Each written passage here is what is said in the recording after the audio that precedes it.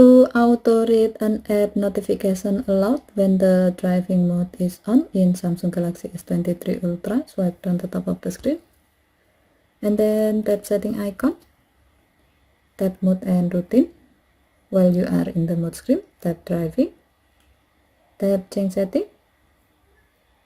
Under suggested setting section, tap read notification aloud and then select the desired app you like your phone to read its notification aloud. As the example, we will select WhatsApp,